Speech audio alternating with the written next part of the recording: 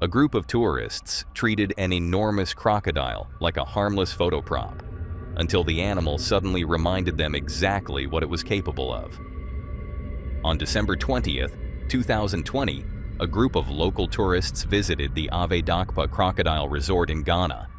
One of the crocodiles had moved out of the water and was lying almost completely motionless beside the pond.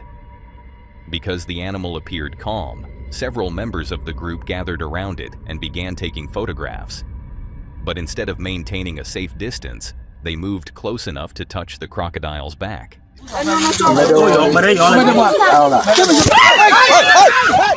The animal barely reacted as the first tourists approached it. This seemed to give the rest of the group confidence that it was safe. When it was one woman's turn to take a photograph, she positioned herself beside the crocodile while the people around her continued filming. But a motionless crocodile is not necessarily a relaxed one.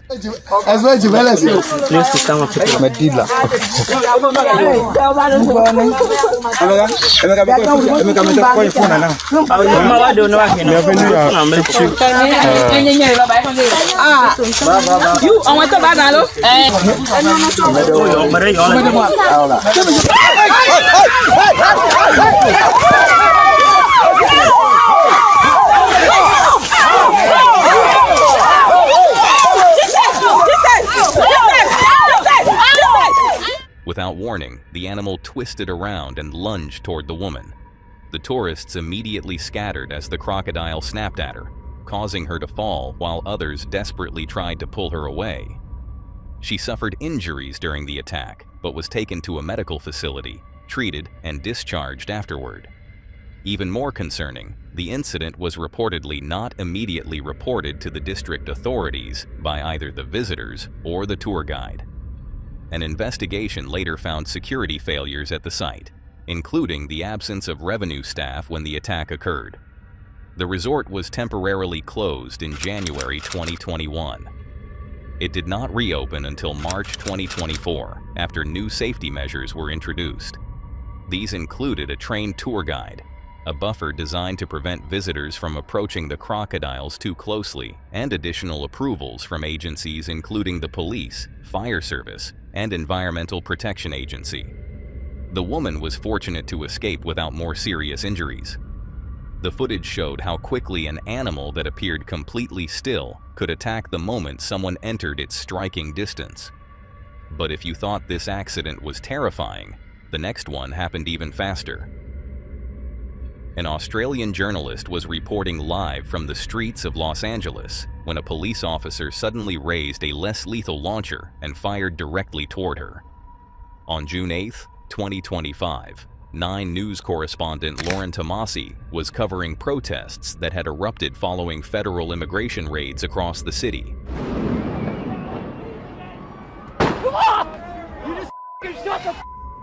What had begun as a series of demonstrations had developed into violent confrontations between crowds and law enforcement. Tear gas, pepper pellets, flashbang devices, and less lethal projectiles were being used as officers attempted to disperse protesters. Journalists from several countries remained in the area to document what was happening.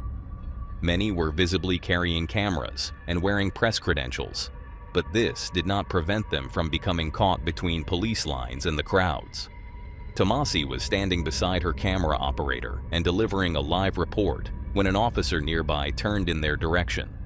The officer raised a launcher, aimed toward the news crew, and fired.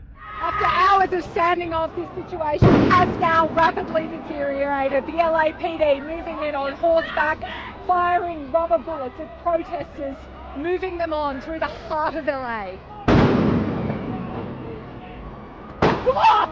You just shut the You okay?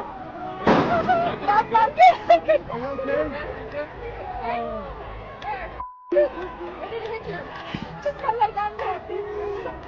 Fascists! Reporting that they're fascists! You're not okay. The projectile struck Tomasi in the lower leg, causing her to cry out and immediately grab her calf. A nearby witness shouted that the officer had just fired at a reporter, while the camera continued recording the entire encounter. The round was widely described as a rubber bullet, although the Los Angeles Police Department stated that its officers used dense foam projectiles rather than traditional rubber bullets. These rounds are considered less lethal, but they can still cause severe injury when fired from close range or toward vulnerable areas of the body. Tomasi later said that she was sore, but otherwise unharmed, and her camera operator was also safe.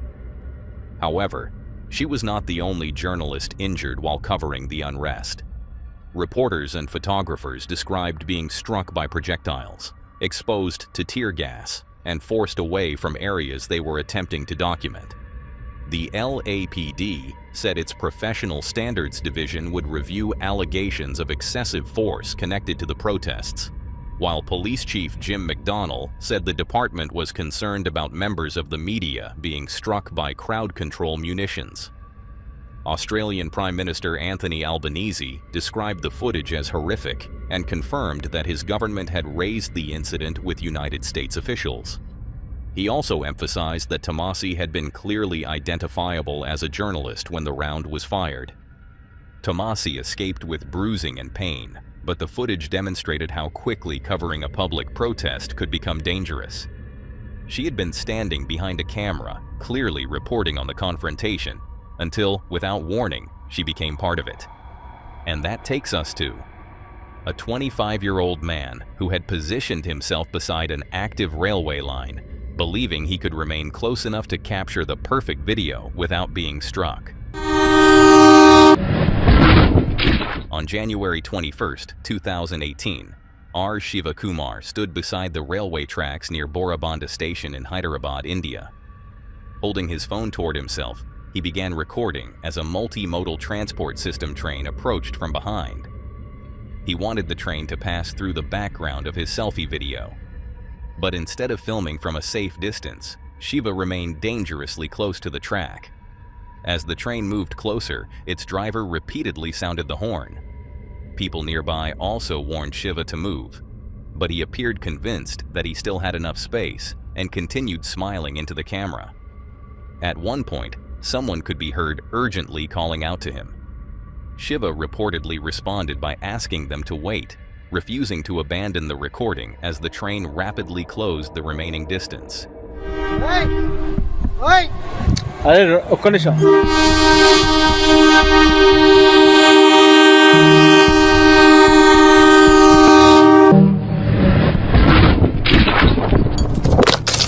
Shiva had badly misjudged both his distance from the railway line and the force created by the passing train.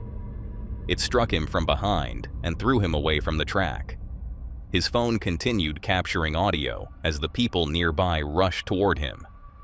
Despite the force of the collision, Shiva was not pulled beneath the train. He survived with serious injuries to his head, right hand, and chest, and was later reported to be out of danger. After receiving treatment, he was also taken to a Railway Protection Force officer for counseling. Authorities registered a case against him under the Railways Act because he had entered the railway area and placed himself in danger. The footage did not capture Shiva's final seconds, as it was sometimes described online. Instead, it captured the moment a reckless attempt at creating a dramatic video nearly became fatal. And that takes us to the next recording, one that shows how quickly an ordinary moment can turn into a disaster. It all happened when a routine birthday demonstration suddenly turned into a fight to prevent an alligator from tearing off its trainer's arm.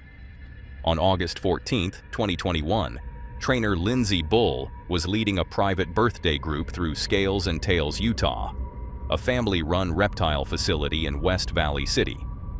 One of the main attractions was Darth Gator, an 11-year-old alligator measuring more than 8 feet long and weighing around 150 pounds. Bull had worked with him for years and had performed the same feeding routine hundreds of times. But as she attempted to guide him backward inside the enclosure, her hand moved too close to his mouth. The alligator suddenly clamped down.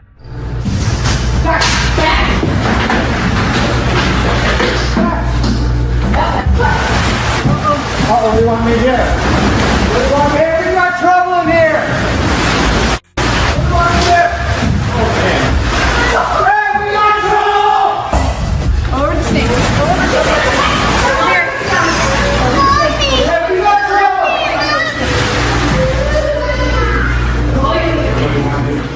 Instead of pulling away, Bull deliberately climbed into the enclosure and moved with the alligator as it began rolling. Trying to resist a death roll could have caused the animal to tear through her wrist or remove part of her arm. By following the movement, Bull managed to reduce the twisting force, but she was now trapped inside the water with the alligator still holding her hand. There was no second professional close enough to immediately take control.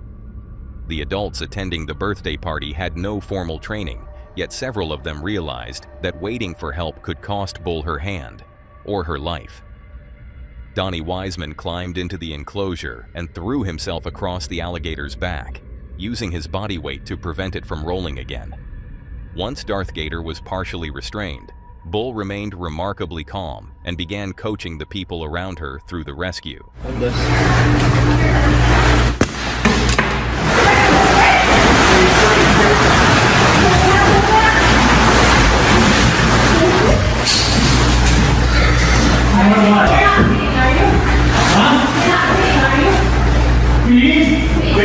No. I need you to sit up, make your hand clear in your mouth, look it off your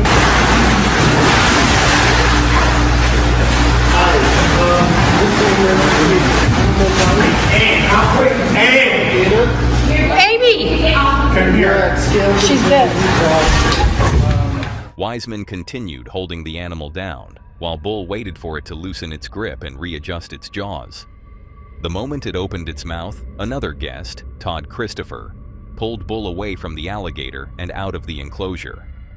Wiseman was then forced to carefully climb away without giving the animal another opportunity to turn toward him. He escaped without being bitten, suffering only scratches from the alligator's rough scales. Bull was transported to the hospital and underwent emergency surgery. The bite damaged approximately 80% of a tendon in her hand and chipped several bones around her wrist and thumb. She spent 3 days in the hospital and later began physical therapy, with doctors expecting her to regain full use of the hand. Despite what happened, Bull did not blame the alligator.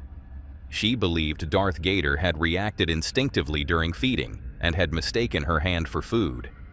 But without the immediate actions of Wiseman and the other guests, a momentary mistake during an ordinary birthday demonstration could have ended with a far more devastating injury. Now what happened here was frightening, but the following incident became even more intense. A single car battery left beside a wire fence in a South Australian paddock was enough to ignite one of the most destructive bushfires the region had seen in years. On November 25, 2015, the fire began near Pinery and rapidly spread across the surrounding wheat fields. Powerful winds pushed the flames forward at an extraordinary speed, giving residents and emergency crews very little time to react. Right over, Scotty. Country fire service crews were already battling the blaze when a sudden southwesterly wind change transformed the entire eastern side of the fire into a new front. Within moments, a wall of flames began racing directly toward several fire trucks positioned between the burning fields. The crews had been working along the side of the fire, but the wind shift suddenly placed them directly in its path. The fire moved so quickly that turning the trucks around and escaping was no longer possible. With smoke destroying their visibility and flames surrounding the road, the crews were forced to stop, activate their vehicles' burnover protection, and shelter inside.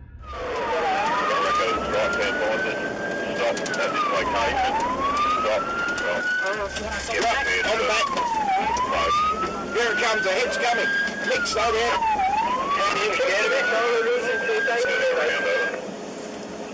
We're going to go in a burnover very quickly now. Here it comes, here it comes, here it comes. Get the fucking front in.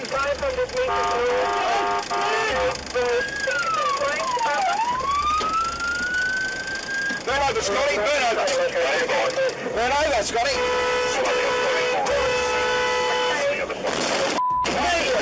Jesus Christ! Jesus Christ! Turn up! General broadcast, if any units are out there. I've activated Moto.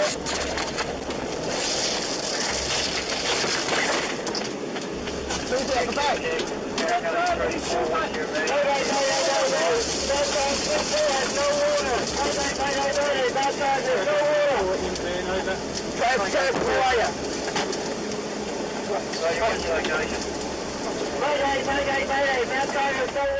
As the fire reached them, several vehicles were completely swallowed by flames.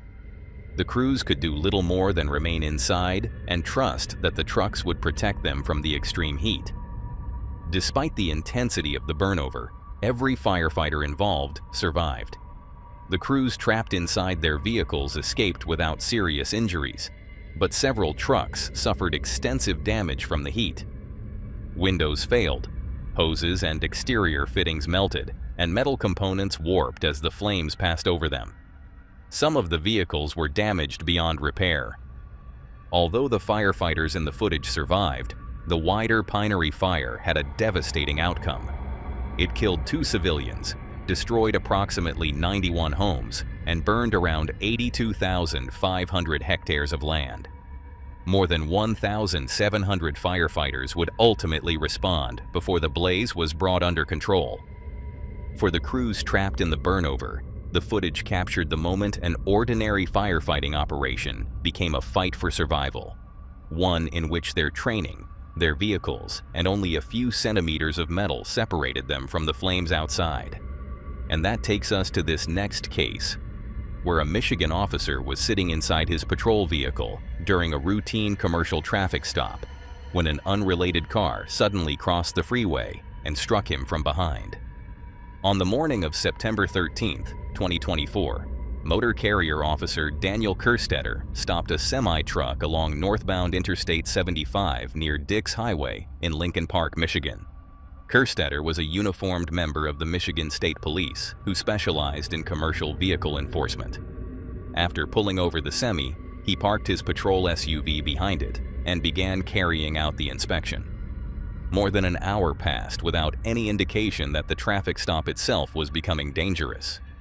Kerstetter eventually returned to the driver's seat of his patrol vehicle. He was wearing his seatbelt and remained parked between the freeway and the back of the semi-truck. Then, an unrelated Ford Explorer suddenly lost control. God damn it.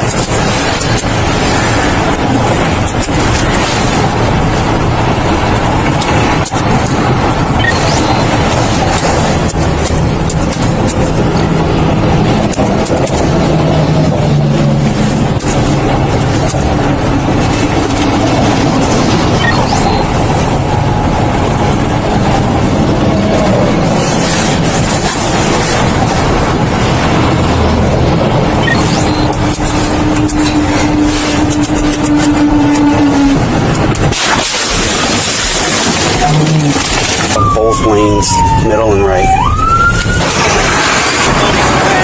What? Dan? Dan, can you hear me? Gotta keep breathing for me, okay? The Explorer struck the concrete median before continuing down the freeway toward the traffic stop. Kerstetter had almost no warning.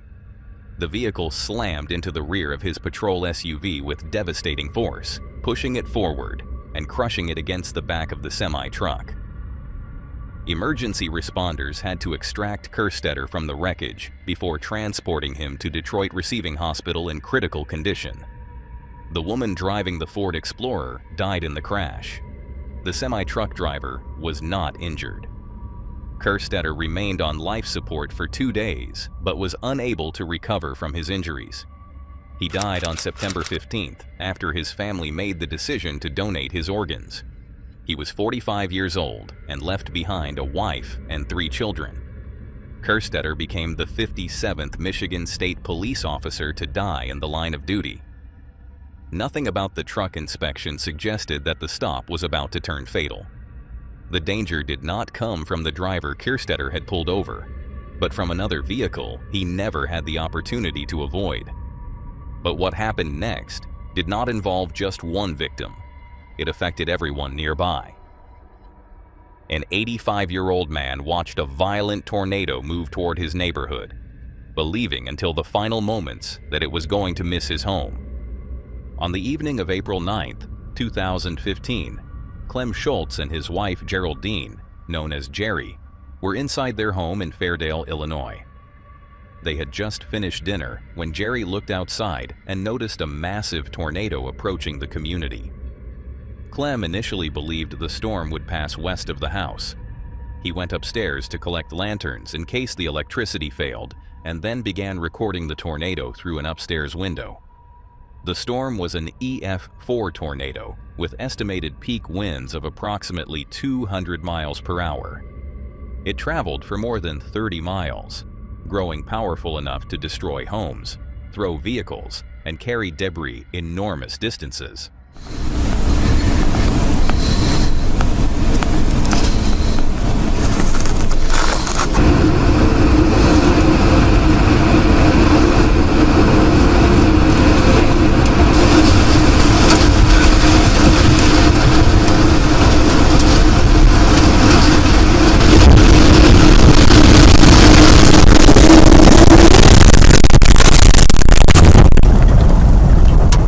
For most of the recording, the tornado appeared to be moving across the horizon rather than directly toward Clem. But as it came closer, the direction became impossible to ignore. The sky darkened. Debris began rotating through the air. Then, within seconds, the tornado reached the property. Clem continued recording until the entire house collapsed around him, knocking the phone from his hand. The device kept recording even after the image turned black. Clem had been standing close to the chimney when the house came down. The chimney and other debris fell on top of him, burying him in the wreckage and crushing one of his vertebrae. People nearby eventually dug him out alive, but Jerry, who had remained downstairs, did not survive.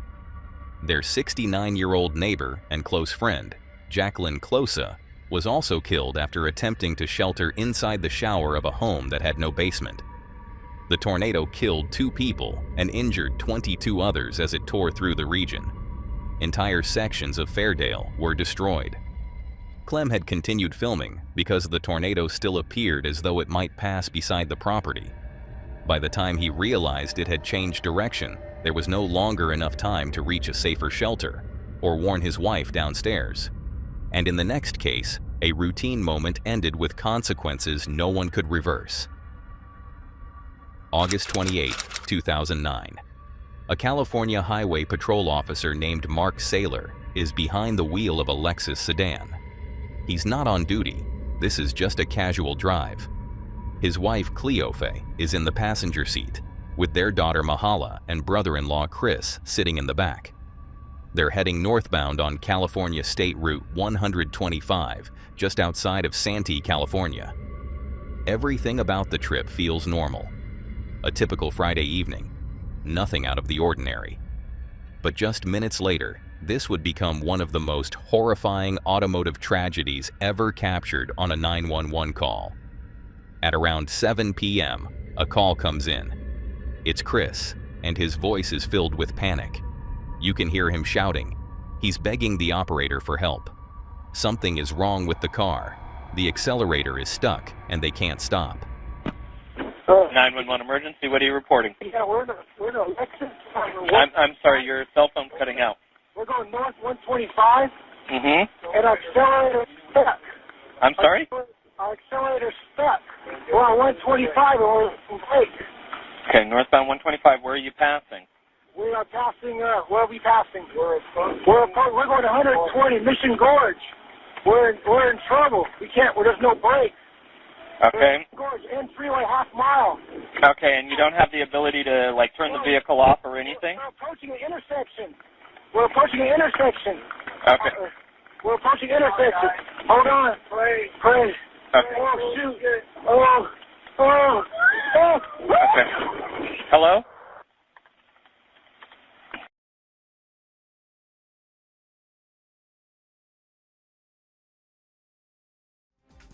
First tonight, we are hearing from the attorneys for both Bob Baker Lexus and the family of Officer Mark Saylor, who was killed along with his family in a fiery crash 1 year ago in Santee. Today, Toyota announced it had settled the lawsuit with the Saylor family, but 10 News has...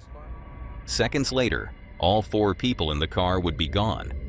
What makes this even worse is that the Lexus they were driving wasn't even theirs. It was a loaner, given to them by a nearby dealership while their regular vehicle was being serviced. Investigators would later report that the car reached speeds of 120 miles per hour before losing control. It slammed into a Ford Explorer, flew off an embankment near the Mission Gorge Road exit, and launched into the air, nearly 100 feet, before crashing back to the ground and bursting into flames. The driver of the Explorer survived with minor injuries, but for the Saylor family, there was no chance. In the aftermath, Toyota, Lexus's parent company, faced massive scrutiny. The likely cause: a misplaced rubber floor mat that trapped the accelerator pedal, preventing it from releasing. It wasn't the first time something like this had happened either. Dozens of similar reports started surfacing, and soon Toyota was forced to respond. Between 2009 and 2011, the company issued a wave of recalls. Most of them were directly related to the accelerator pedal or braking systems. By the time it was over, more than 5.2 million vehicles were recalled. That's an enormous number, one that sent shockwaves through the automotive industry. For anyone driving a Lexus during those years, it was impossible not to feel uneasy. The Saylor family later filed lawsuits against Toyota. Eventually, the company agreed to a $10 million settlement. But as we've seen time and time again, money doesn't undo tragedy. No legal resolution could ever bring that family back. They were victims of a mechanical failure they had no way of seeing coming and no way of stopping. And today, that final 911 call lives on across the internet. A chilling reminder of how quickly a routine drive can become a death sentence. Not because of recklessness, not because of error, but because of a flaw in the machine they trusted with their lives. Now what happened here was tragic, but the final case would affect hundreds of people at once. Hundreds of guests were dancing when the floor beneath them suddenly collapsed, sending an entire crowd falling through the building. On May 24, 2001, Karen and Asaf Dror were celebrating their wedding at the Versailles Wedding Hall in Jerusalem, Israel. Nearly 700 guests were inside, and at around 10:43 p.m., the dance floor was completely packed. Then, without warning, the center of the room gave way. Fatale moment waarop de vloer het begaf.